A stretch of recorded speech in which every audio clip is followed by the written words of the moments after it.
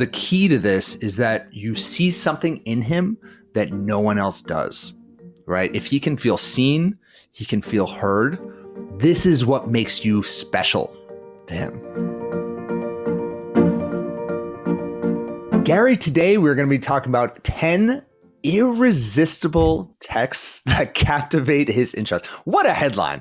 What a headline that we have today. But today is going to be all about texting. And as we were researching this, I found an interesting study that came out by Christian Mingle and JDate, and they found that more men than women say that mobile devices or texting make it easier to flirt and get acquainted. And the way that I read that and translate that in my own mind is men text a lot. We hear that from clients. They might actually text a little bit too much. And the real question is, how can women actually engage with texting in these guys and then move things offline as soon as humanly possible? I don't know. Is that what you translate this into? Yeah, it translates to me as that men are getting more and more comfortable with this, and women have to step up their game, right? I mean, they have to get better at this too, because the men are super comfortable. And one of the things I hear from our clients a lot is how many men, especially coming off the apps, really just seem like they want like a texting pen pal. And so that's the big flirting, one.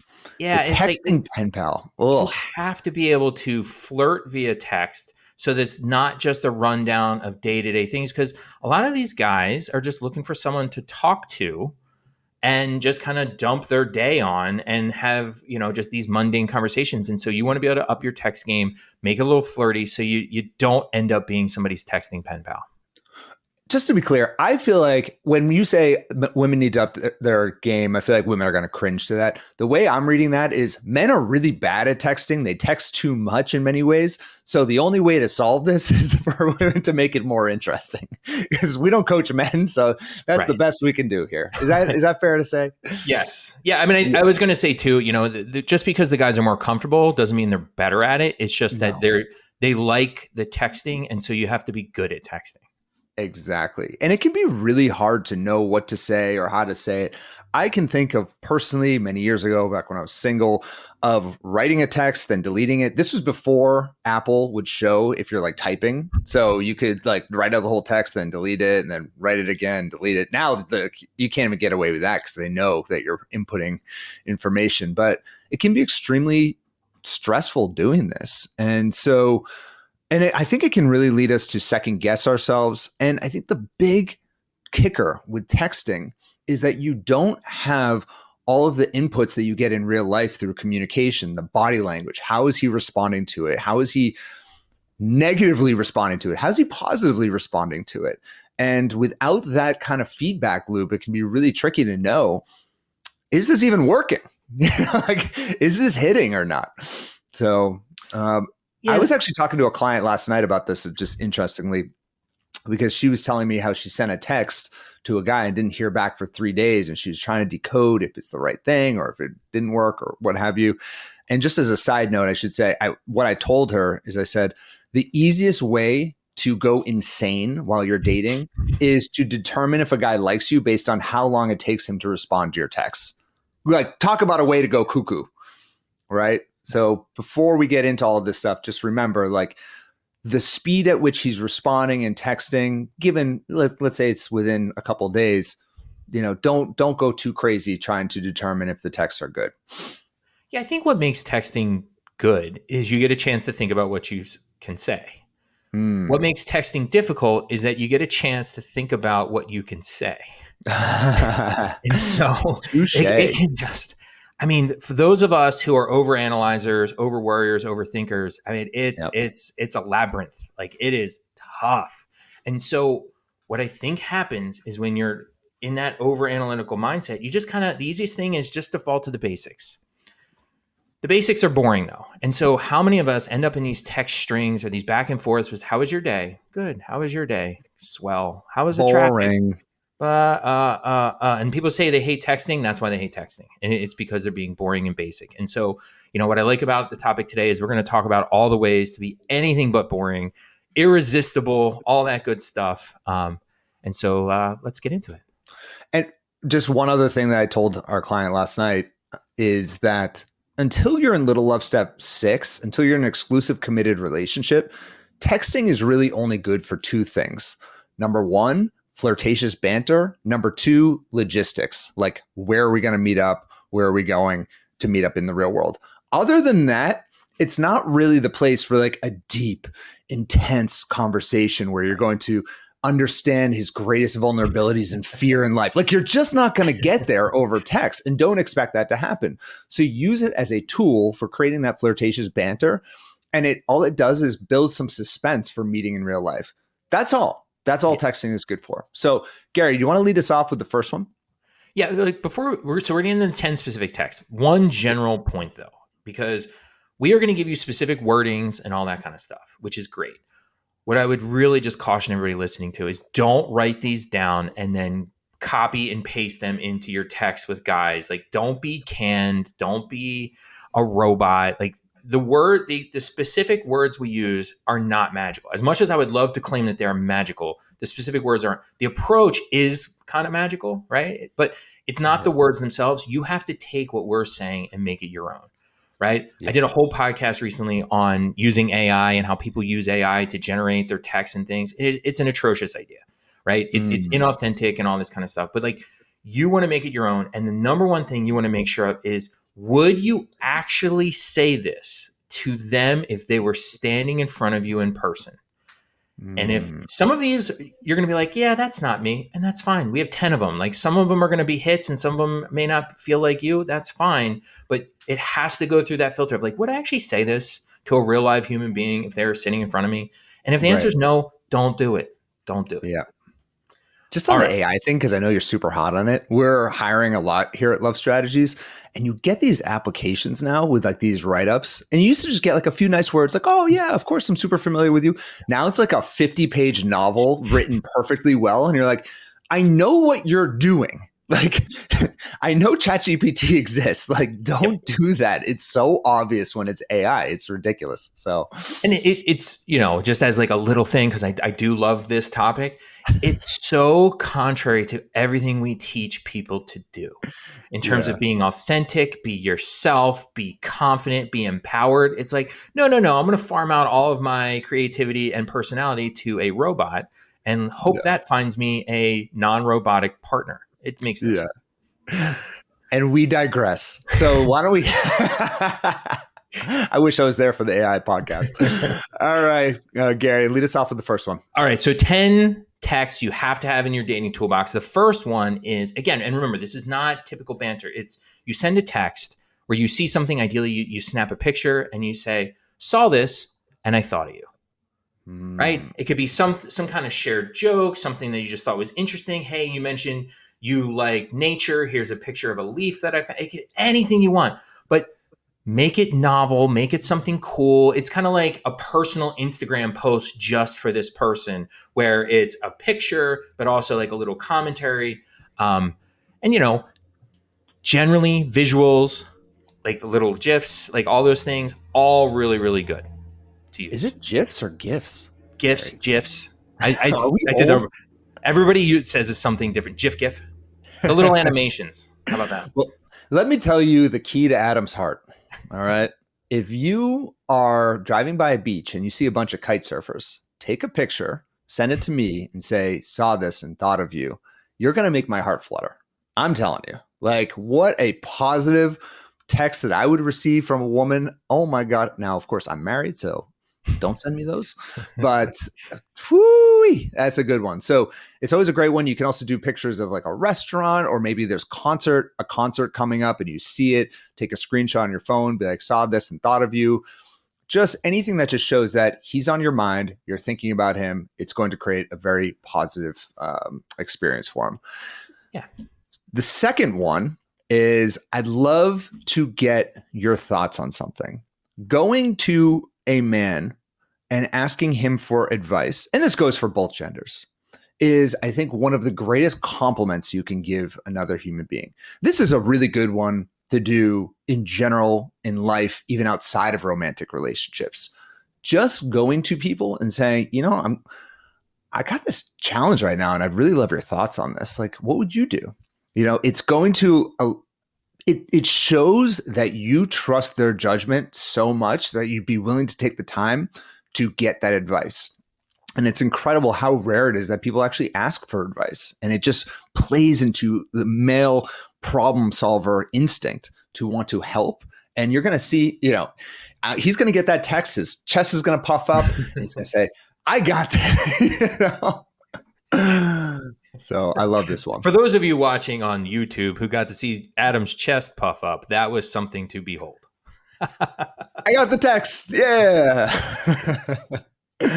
Well, I think what I really like about that, I love your thoughts, is it shows respect, and it shows that, I care what you think, but in a good way, right? It's like, let's have a meaningful connection and respectful, and you have good insights. And it's, again, you talk about text people don't usually get. It's not something that, suggests respect and valuing of insights. So super cool stuff. So the third one is, this is like a kind of a witty observation, but it's like a random, just like little quip almost. It's like, today's confession, blank, weird observation, fun fact, ever wonder, ... And then it's just like, ever wonder why you never see baby squirrels? I don't know, like whatever it happens. I have a friend who always says, you ever wonder how you never see baby squirrels, and you're in Central Park in New York City, you never see baby pigeons. So random, but it's kind of funny, right? I once got a text from a girl who said, ever wonder why men have nipples? And I knew the answer to it, but it was pretty funny. It literally just caught me completely off guard. I think I was in the middle of something, and I was like, that's good. That's good. Right. But, the principles behind these kinds of things is, you want to do something new. You want to be interesting. You want to be memorable. Like, you want to stick out. And if it's something that somehow ties back to some conversation you had before, bonus points, because it shows you're paying attention. And the thing with these texts is, you want to give value. You want to give you and the other person something to talk about that's not just mundane, everyday stuff.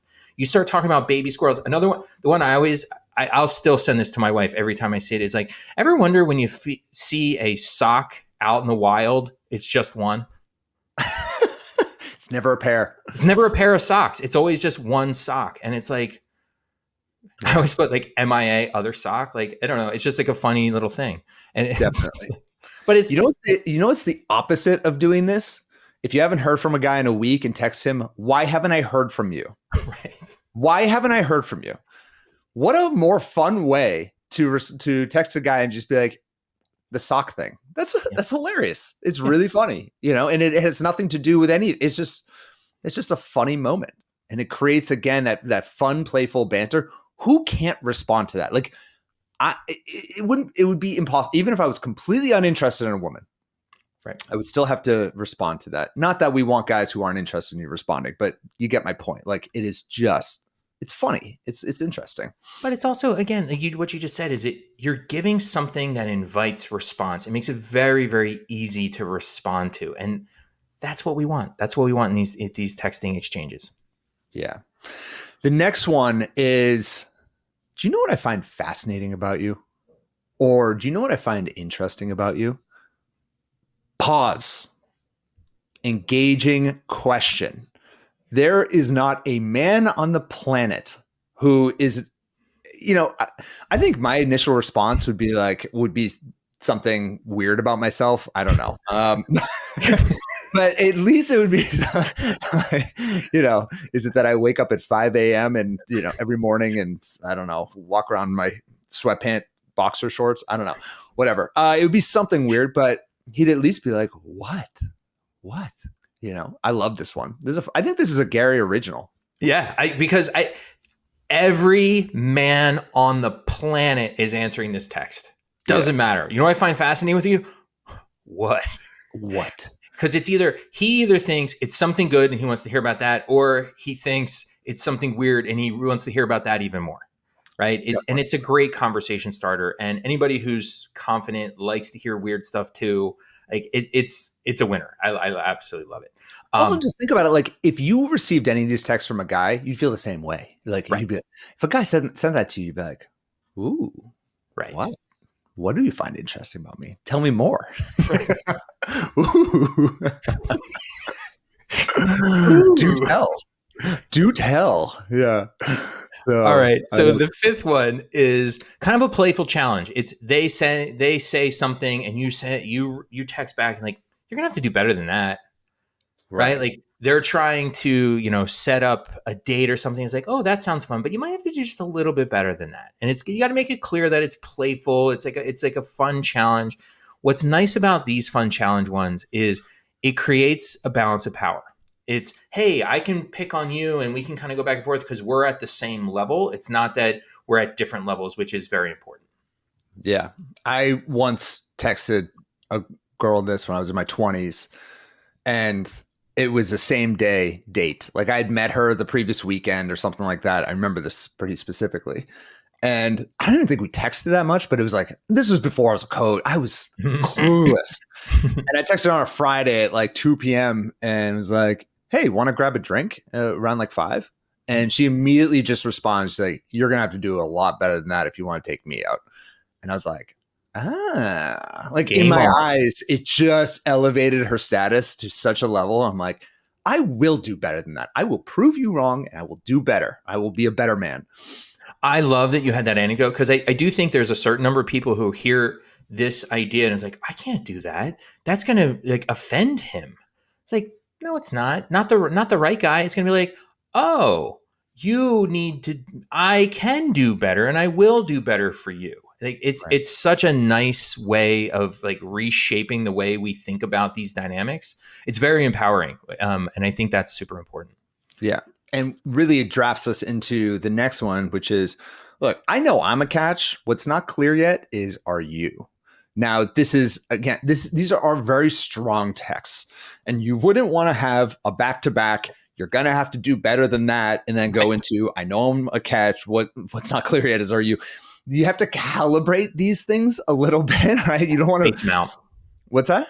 Space them out. Yeah, space them out a little bit and use when appropriate. Like if a guy is really investing in you and he's showing up and he's doing his best to actually win you over, that's probably not the time to use these types of texts. Right. This type of a text, though, is very, very powerful when a man is not showing up, when he's being flaky, when he's pulling away and it's just clearly not really all there. He doesn't have his stuff together. That's when you would use this text to, once again, elevate your status and see whether or not he can rise to the occasion. And if he can't rise to the occasion, what do we say? 4-letter magic word. Next, moving on. Let's do it. Yeah, because guys are being flaky, and it's a little bit of a power play. It's a little bit to see what he can get away with, and so these kind of texts are really nice ways of pushing back on that. And I think your point is really important. Is that we put these together in the list because they're similar themes, but this doesn't mean you should just layer the same, playful banter, playful challenge. You need to do better than that all at once because it's going to be too much. You actually kind of want to flip flop between some of these different strategies. Like, hey, have you ever noticed this? And then, if he's pulling back, you push back on some of these things. But it's like, I know I'm a good listener. I know I'm great on a first date. I know I'm charming. I know I'm the real deal. I know I'm funny. I know I'm great at relationships. Any of those things, own it and be confident and then say, but are you? And then Yeah. make him prove it. Make him rise to the challenge. Guys like challenges. Like make him rise to the challenge. But this, like, just to be clear, this is a playful banter text. This isn't like to Yeah. be done in a serious way. It's Like, not throwing down the gauntlet. what's that? It's not throwing down the gauntlet of like, you must rise up to do Yeah, yeah, exactly. It sends a subtle message. It's like an undercurrent of a message, but the big message is that you're being playful and you're having some fun. Yeah. So some people, and men do this as well, probably even more than women, they just kind of misread the situation and they overdo it. So again, just use these appropriately. But if it's used correctly, it is incredibly fun and it really does kind of like level out the power dynamic, which is Yeah. very fun. And so very much on So this theme, the seventh one is a different kind of pushback. It's the pushback that some guys are going to push the envelope, push the line, so to speak, where they want to be a little too sexual, a little too soon, right? And they send an emoji, a picture, they say something that's what kind inappropriate. of picture, Gary? I'm not going to say. I don't want to get a R rating on this podcast, Adam. Thank Why do you. men do that? I've never understood that. I don't understand. I've never understood why men send pictures of their genitalia. I have a funny side story on that. I know I'm going to digress for a second, but Go this is, for I it. think everyone's going to enjoy this. I was once at a party with a friend. He's still kind of a friend today. He's a fringe friend. But we were at a party at his house. I And got to tell you, this. I'm very nervous about this story already. and on his television screen, he was playing images from his phone at the party. There's like 20 people there. And you know how you can do that on the TV and just like play random images from your phone? And out of nowhere, it must have hit a folder and it was just all D pics. Like just caught. And we're all sitting there just like everyone is laughing hysterically. He wasn't in the room. And then he comes in. He's like, what? We're like, dude, what is this? Why are you doing? He's like, oh, and he like scrambled to get on his phone and like remove it. And we're like, oh, geez. It just showed so much about this human being. Like everyone that we're friends with were there, and it was the topic of conversation for like 5 years. It's still a topic of conversation. It was like 15 years ago. Literally And, showed a lot. It like wasn't even flattering, and I'm like, I sat him down. I really did because I was like, why? Why? Like women don't want to see that. Like the male genitalia is not like hot like that. Like I was questioning him and wanting to know why, and then I was also teaching him at the same time, and it wasn't coming through. He's like, "No, it's great. Like they're super into it." I'm like, "No, they're not, dude. No one wants to see bushels and bushels of eggplant. They just don't care. No, like the female body is a beautiful, wonderful thing.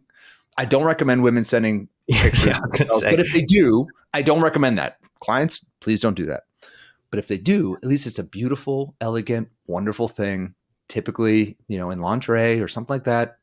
Like, I don't know. Maybe I'm very biased because obviously I'm attracted to women. But I think if we took a poll of women, I would venture to say you're the scientist, but I would say 95% of them would say they don't like D pics. That would be my number. I bet there's a lot more sculptures in the world of women figures than there are of male figures. Yes. Ooh, particularly of those areas, for sure. Yeah, exactly. So I guess what we're saying is, ladies, there's a pretty good chance one of Adam's friends is going to send you something inappropriate. He's probably going to send me something inappropriate. Luckily, he's definitely not listening to this podcast. So when and if that happens, you need to have this text in your toolbox, which is something along the lines of, nope, too soon for that. If you're lucky, maybe we'll get to that in a month, on date 4, in date 5, something like you can kind of set a time. You don't even have to put the timetable in, but it's nope, too soon for that. Maybe you'll get there eventually. ... winky face, blink, something, some kind of emoji to soften it, but it's play it off, like particularly the first time, because it's not, he's doing it because it's worked before. It's not necessarily a commentary about you specifically, particularly the very first time. When you push back and give him a boundary, if he does it again, now it is much more about him. But that first time, benefit of the doubt, nope, too soon for that. Maybe we'll get to that eventually. Winky face, that diffuses the situation, and then you can comfortably move on from there. Yeah. And I should say, like, if he does send you a nude pic, like, I think that I would not, if that happened to a client, I would say, look, this is up to you if you want to set boundaries, but if you want to walk away, I would totally respect that. I think this text in particular is really helpful when a guy is just using sexual innuendos a little too soon. Like, for example, if a guy asks you before you even met, like, what's your favorite position in bed? That's where it's like super inappropriate to ask that question at this stage, but he just might not know better. And this is the time to set a hard boundary, at this point. And this is a really healthy way to do this. Now, if you set the boundary, you say it, and then again, he's like, no, but really, like, do you like doggy style or do you like missionary? It's like, nope, no, because this man will be an awful, awful boyfriend, an awful husband, awful partner, because he cannot adhere to the boundaries in which I set. So I think this is a good one, and this is a really important one. Don't feel like you have to get sucked into his level of sensuality or sexuality too soon if you're not really there.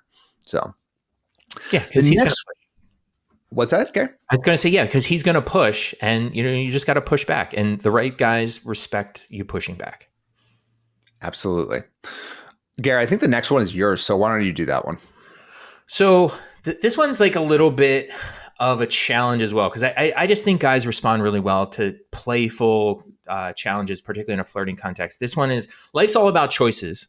And going out with you was a good one. Can't wait to see what you plan next. And so this is the perfect after date text, right? Because after you go out and you see, like, you have to send something to acknowledge you had a good time. And everyone sends the same text. Had a great time. Hope to see you again. And it's like, boring, basic, right? This one gives a little value. Life's about choices. I just made a good one by spending some time with you tonight. Can't wait to see what you have planned for us next. Now it gives them a little bit of a challenge. Yeah, I little challenge. love this text. I honestly, until you fully explained it, it didn't fully click. But man, this is going to become a part of our curriculum, I think, because that's good. That's good. It really appeals to our competitive nature and wanting to step up and wanting to make it better even the next time. Woo! That gives me, if a woman sent me that text, the next date would be 10x. Just like immediately. There's no doubt. Well, and you can do, instead of can't wait to see what you have planned next, you can also go with who knows where this is going, but you're off to a good start. Keep it up. Right? It's just like a little challenge, a little encouragement too. I'm going to be texting you later today. I want some of that validation. Give me some of those vibes, baby. Come on. I'm going to say, Gary, hey, what you up to? And just see what I can get. And then, Adam, I'm going to send you text number 9, which is, are you always like this? You're such a dork. Which is literally our 9th suggested text, which is like, again, playful, poking, like they're going to say something dumb and it's fine to call them on it. But you do it in like a funny kind of way. Like, is this really how you are? Are you always such a nerd? Right. And you use nerd and dork because it's clearly not serious when you're using those terms, that you mean it genuine, right? Like they're actually accusing them of this. It's like, you're such a nerd sometimes. Like, guilty. Yeah. No, I love that one. I had a girl once call me a dork. I mean, I've been called a dork many times in my life, but I've one time had someone call me a dork, and then she followed up with, "But I really like dorks." And I was like, "Ooh, little backhanded compliment. I'm into that. All right, I'll be dorky because I am a dork in some ways." So I love it. And then leading us to the final one is like a little insider secret on this one. I bet no one has ever told you this, and you can then explain something, some type of unique perspective, something that you've kind of discovered about that guy that maybe he hasn't thought about. And you could find something in their profile or their pictures that you find like really noteworthy or interesting or quirky, something that you can really compliment. I love this one. And the key to this is that you see something in him that no one else does, right? If he can feel seen, he can feel heard. This is what makes you special to him, right? I love this one. Yeah, there's something great about a text that says something nice about the other person, but also shows, look at you. You see something about me that not everybody else picked up on. Like you see me in a way that I would like to see myself, that maybe I don't currently see myself. And that makes me now think you're a way to help me get there. And so it's like, it's aspirational. It's like, it's empowering to him for you to point some of these things out. And then you become the conduit, the way to help him get there. Cause like, wow, no one's ever really seen this about me. But you see this. I saved this one for the last one because I think this one is super powerful. I had this happen recently, and it was with Coach Robin in a non-romantic sense. I know she was on the pod recently, and we were talking about spirituality because she's highly spiritual. She's not necessarily religious, but spiritual, and she is religious to a degree.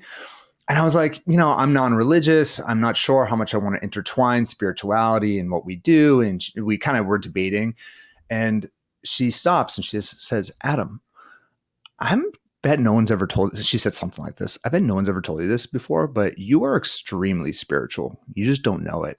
And I'm like, ooh, tell me more. Tell me more. Yeah. I'm extremely spiritual. And it was one of those moments where I'm like, maybe I am spiritual. Maybe I just haven't maybe I just have a an attachment to the word that has a negative connotation. Maybe I just have this negative connotation with the word spiritual. And it was a really interesting conversation. It completely reframed my whole belief system about spirituality. And I felt very close to her at that moment. It was a very cool moment. Yeah, because she's seeing something in you that's perhaps underdeveloped, underappreciated, that you wouldn't mind improving on or emphasizing to a greater degree. And because she said that to you, you now see her as a way of like, oh, she can help keep emphasizing this trait and bringing this out. And isn't that what we want in our part? I talk all the time about relationship synergy, and synergy is when two amazing people find each other and generously share their lives together. And it's like finding a partner who can help bring out the best sides of you that you know about and develop the ones that you maybe don't even fully appreciate yet yourself. Right. That is the definition of the ideal partner. And so this kind of text really helps bring that out. Absolutely. And let's end it with the texts we should never send, Gary. Yeah, and so this is 10 irresistible texts to get a guy's attention without sending revealing pictures. Do not send revealing pictures. Don't make it sexual. Don't make it about physical stuff as much as possible, because you don't need to. His mind is already going there. Don't encourage him. Don't do anything that's going to just give him permission to make this exchange, make your relationship about superficial physical things. Focus on character, personality, and growth. The only caveat I would have is until you're in little love step number 7. If you like to dirty talk and dirty text and you want to do that, that's fine. I would never recommend sending naked pictures to anyone. Any picture you take and send to any human being, expect that it'll be on the internet. Not saying it will be, but it could be. Right. But if it's just something sexual or sensual, save it for when you're in a loving, committed relationship and a partnership that is really based on commitment. You got to have that commitment piece. And until he gets to that point, he hasn't earned it yet. So send some of these texts. Let us know how it goes. This is a really fun podcast, Gary. I feel better coming out of this podcast. I don't know. You're such a dork. You're such a dork. All right. Talk soon. Bye-bye.